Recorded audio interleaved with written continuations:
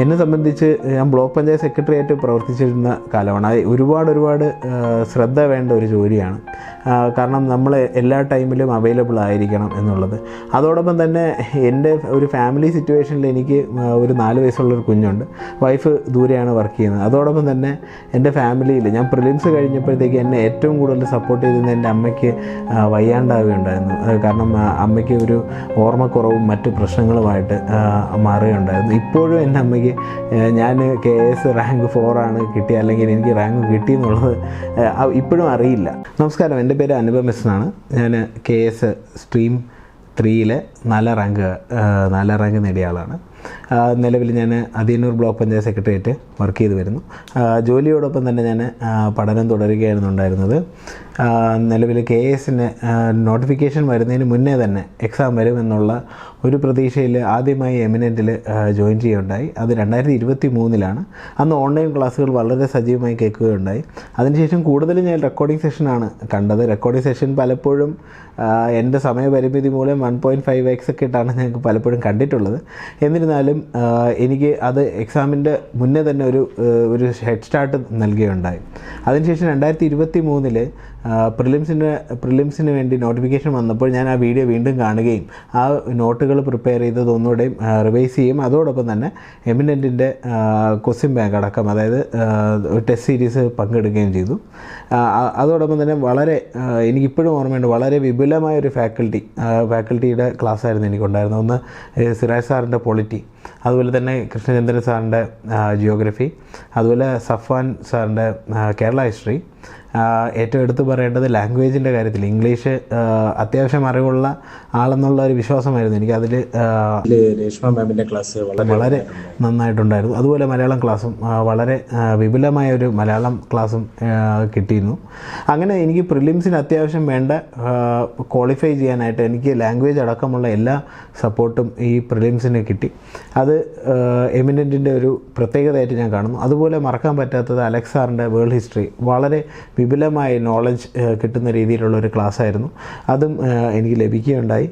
അതിനുശേഷം പിന്നെ പ്രിലിംസ് ഏകദേശം മാർക്ക് കിട്ടിയപ്പോൾ തന്നെ ക്വാളിഫൈ ചെയ്യുമെന്നുള്ള ഒരു പ്രതീക്ഷയുണ്ടായിരുന്നു.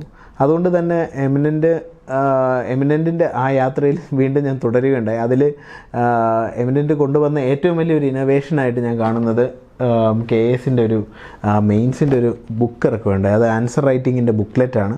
ഇതിൻ്റെ അകത്ത് തന്നെ അത്യാവശ്യം സ്പേസും കാര്യങ്ങളൊക്കെ കൊടുത്തിരുന്നു. എന്നിരുന്നാലും ഞാൻ ഇതിൻ്റെ ഒരു കോപ്പി എടുത്താണ് എഴുതുകയുണ്ടായത്.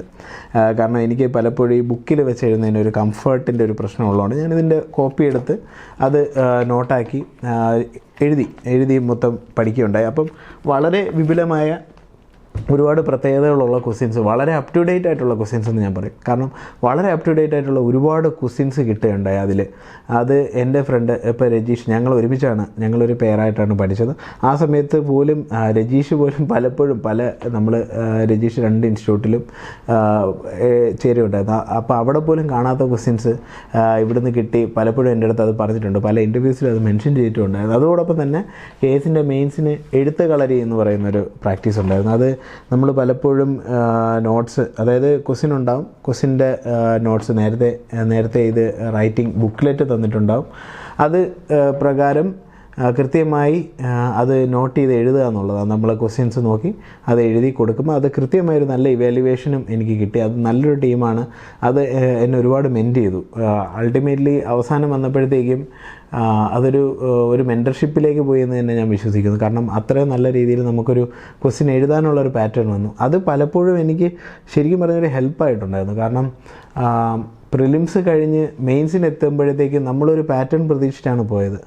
എന്നാൽ ഫസ്റ്റ് പേപ്പർ വന്നപ്പോഴത്തേക്കും പാറ്റേണിൽ വലിയ മാറ്റമാണ് ഉണ്ടായത്. കാരണം മുന്നേ നമ്മളൊരു 3 മാർക്കിൻ്റെ 5 മാർക്കിൻ്റെ ക്വസ്റ്റ്യൻ എക്സ്പെക്റ്റ് ചെയ്ത് പോയെങ്കിലും അവിടെ ചെന്നപ്പോൾ മൊത്തത്തിൽ 5 മാർക്കിൻ്റെ ക്വസ്റ്റ്യൻസ് ആയിരുന്നു. അപ്പം അത് എനിക്ക് തോന്നുന്നു ഏകദേശം ഈ രണ്ട് ബുക്ക്ലെറ്റുണ്ട്. 2 ബുക്ക്ലെറ്റും എഴുത്ത് കളരിയും കൂടെ ചേർത്ത് ഏകദേശം 1500ഓളം ക്വസ്റ്റ്യൻസ് കൈകൊണ്ട് എഴുതുകയുണ്ടായി. ആ മൊത്തത്തിൽ ഒരു 3000 ക്വസ്റ്റ്യൻസിൻ്റെ പ്രാക്ടീസ് ചെയ്തിട്ടുണ്ടെങ്കിലും 1500 ക്വസ്റ്റ്യൻ എമിനൻറ്റിൻ്റെ മാത്രം ചെയ്തു എന്നുള്ളതൊരു പ്രത്യേകതയായിട്ട് ഞാൻ കാണുന്നു. കാരണം ആ പാറ്റേൺ മാറ്റത്തിൽ പോലും എനിക്കത് പെട്ടെന്ന് അതിനെ അഡാപ്റ്റ് ചെയ്യാൻ പറ്റി എന്നുള്ളതാണ്.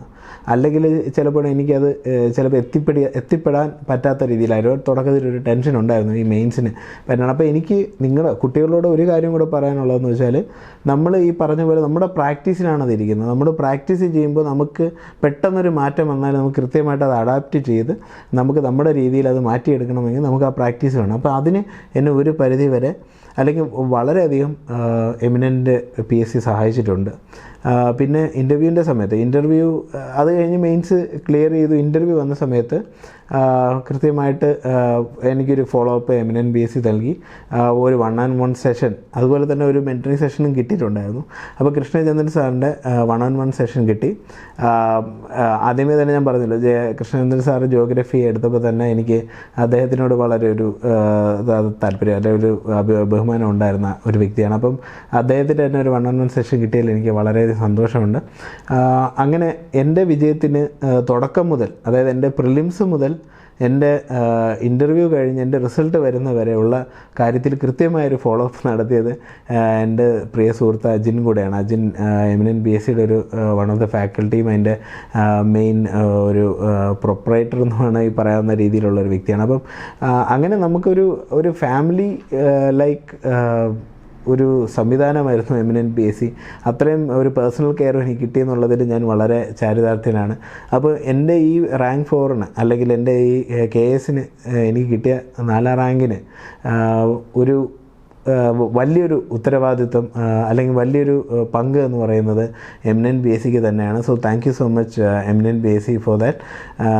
എന്നെ സംബന്ധിച്ച് എനിക്ക് എന്താണ്, പഠനവും ഒരേ സമയം എൻ്റെ കുടുംബവും അതുപോലെ തന്നെ ജോലിയും എല്ലാം ഒരുമിച്ച് കൊണ്ടുപോകാന്ന് പറയുന്നത് വലിയൊരു ഉത്തരവാദിത്തമായിരുന്നു. അതിൻ്റെ അവസാനം കണ്ട ഈ വിജയത്തിന് ഒരുപാട് നന്ദി. അപ്പം എൻ്റെ പ്രിയപ്പെട്ട കുട്ടികൾക്ക്, അതായത് എമിനൻ്റ് PSCയിൽ അല്ലെങ്കിൽ മറ്റ് ഏത് സ്ഥാപനത്തിലായാലും നിങ്ങൾ പഠിക്കുന്നത്, അപ്പോൾ നമ്മളെ സംബന്ധിച്ച് ഈവൻ UPSC പഠിക്കുന്ന കുട്ടികളും വേണമെങ്കിൽ ഇത് കാണാം. കാരണം നമ്മളെ സംബന്ധിച്ച് നമുക്ക് ഒരുപാട് സൗകര്യങ്ങൾ വന്നു. നമ്മളെ സംബന്ധിച്ച് കാലോചിതമായൊരു മാറ്റം. പണ്ട് നമ്മൾ എങ്ങനെയാണോ PSC പഠിച്ചിരുന്നത്, അല്ലെങ്കിൽ PSCക്ക് നമുക്കുണ്ടായിരുന്ന ഇൻഫ്രാസ്ട്രക്ചർ എന്താണ് എന്നുള്ളത് നമ്മൾ ആലോചിക്കണം. ഇപ്പം നമുക്ക് അതായത് ഡൽഹി പോയി പണ്ട് പഠിക്കുന്ന കാലത്തൊക്കെ നമുക്ക് ഉണ്ടായിരുന്ന സൗകര്യം വളരെ ചുരുക്കമായിരുന്നു. എന്നാൽ ഇപ്പോൾ നമുക്കുള്ള ഇൻഫ്രാസ്ട്രക്ചറും ഫെസിലിറ്റീസും നോക്കുക. അത് നമ്മൾ സ്റ്റഡി റൂം എന്ന് പറയുന്ന കോൺസെപ്റ്റ് ശരിക്കും പറഞ്ഞാൽ എനിക്ക് അറിയാത്തൊരു കാര്യമായിരുന്നു.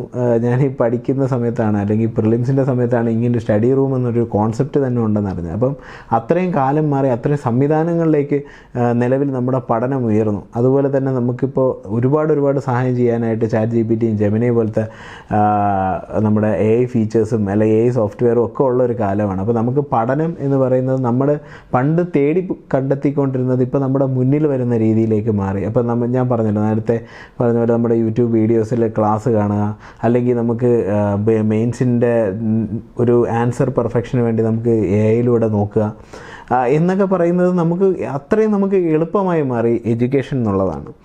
പണ്ട് ഞാൻ പഠിച്ചിരുന്ന 2012 പഠിച്ചിരുന്ന കാലത്ത് ഒരു വിക്കിപീഡിയ, ഒരു ബ്രിട്ടാനിക്കയും മാത്രമാണ് ഉണ്ടായിരുന്നത്. അതിൽ നിന്ന് മാറി നിങ്ങൾക്ക് ഉത്തരം എങ്ങനെ കിട്ടണമെന്ന് ഫ്രെയിം ചെയ്ത് തരുന്ന ഒരു കാലഘട്ടത്തിൽ നമ്മൾ പഠിക്കുക എന്നുള്ളത് മാത്രമാണ് നമ്മുടെ ഉത്തരവാദിത്തം. നമുക്ക് സമയമില്ല, അല്ലെങ്കിൽ നമുക്ക് സമയം കിട്ടുന്നില്ല എന്ന് പറയുന്നത് ശരിക്കും പറഞ്ഞാൽ ഒരു ശരിയായുള്ള രീതിയല്ല. നമ്മളോട് നീതി പുലർത്തുന്നില്ല എന്ന് ഞാൻ വിശ്വസിക്കുന്നു. കാരണം എന്നെ സംബന്ധിച്ച് ഞാൻ ബ്ലോക്ക് പഞ്ചായത്ത് സെക്രട്ടറി ആയിട്ട് പ്രവർത്തിച്ചിരുന്ന കാലമാണ്. അത് ഒരുപാട് ശ്രദ്ധ വേണ്ട ഒരു ജോലിയാണ്.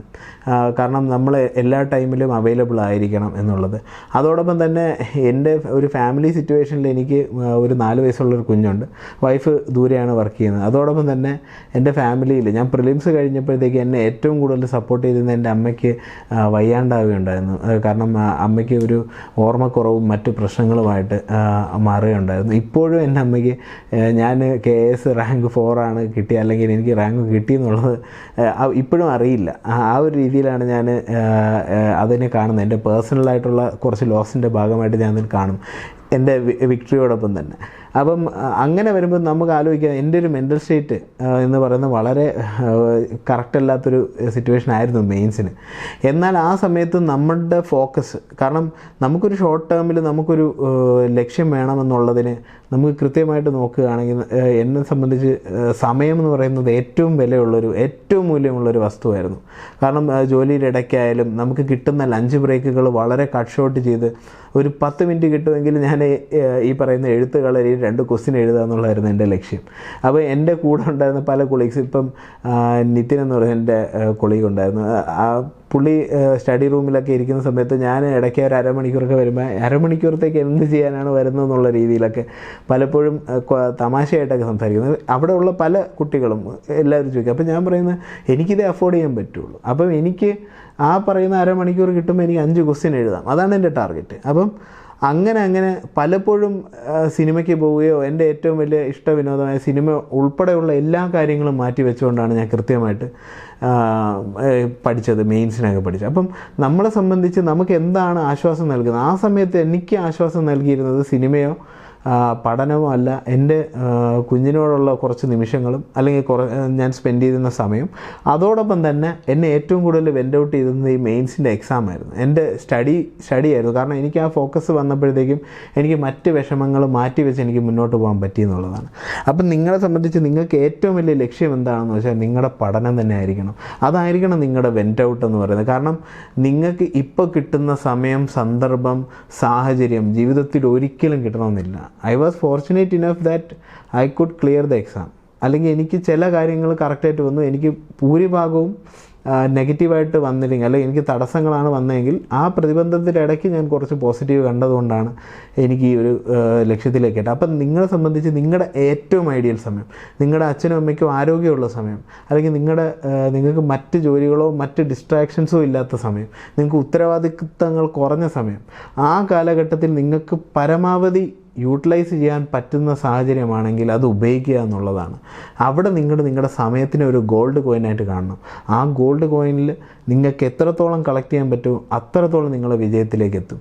അതുപോലെ തന്നെ ഞാൻ പറഞ്ഞില്ല, 2012 UPSCയിൽ തുടങ്ങി, അല്ലെങ്കിൽ UPSCൻ്റെ ഒരു തുടക്ക ഭാഗത്ത് തുടങ്ങി ഇപ്പോഴും നിൽക്കുമ്പോഴും ഞാൻ പറയുന്നത്, നിങ്ങൾ പഠിക്കുന്ന സാധനം ഒരിക്കലും വേസ്റ്റായി പോവില്ല. അത് എന്നായാലും നിങ്ങളിലേക്ക് തിരിച്ചു വരും എന്നുള്ളതാണ് എൻ്റെ അനുഭവം എനിക്ക് കാണിച്ചു തന്നത്. അതുകൊണ്ട് തന്നെ എൻ്റെ പ്രിയപ്പെട്ട കൂട്ടുകാരെ, നല്ലവണ്ണം പഠിക്കുക, കിട്ടുന്ന സമയം മാക്സിമം യൂട്ടിലൈസ് ചെയ്ത് നല്ല രീതിയിൽ മുന്നോട്ട് പോകാൻ ശ്രമിക്കുക. പരമാവധി സമയം നിങ്ങൾ നിങ്ങളുടെ പഠനത്തിന് ഉപയോഗിക്കുക. അതിനെ നിങ്ങളുടെ ഒരു വെൻ്റ് ഔട്ടിംഗ് ആയിട്ട് കാണുക, അതിനൊരു സ്ട്രെയിൻ ആയിട്ട് കാണരുത്. കാരണം നിങ്ങൾ പഠിക്കുന്ന ഓരോ സാധനവും നിങ്ങളുടെ അറിവ് കൂട്ടുകയും നിങ്ങൾ എന്ന മനുഷ്യനെ ബെറ്റർ ആക്കുകയും ചെയ്യുന്നു എന്നുള്ളത് മനസ്സിലാക്കിയാൽ മതി. അത് വരുമ്പോൾ തന്നെ നിങ്ങൾക്ക് അതിന് പോസിറ്റീവായിട്ട് കാണാം. ഇല്ലെങ്കിൽ you can give your future generation A good lesson that you have learned through your studies. After all, ആ നോളജ് ആയിരിക്കണം നിങ്ങളുടെ വിസ്ഡം തീരുമാനിക്കേണ്ടത്. ഇത്രയും പറഞ്ഞുകൊണ്ട് ഞാൻ നിർത്തുന്നു. നന്ദി.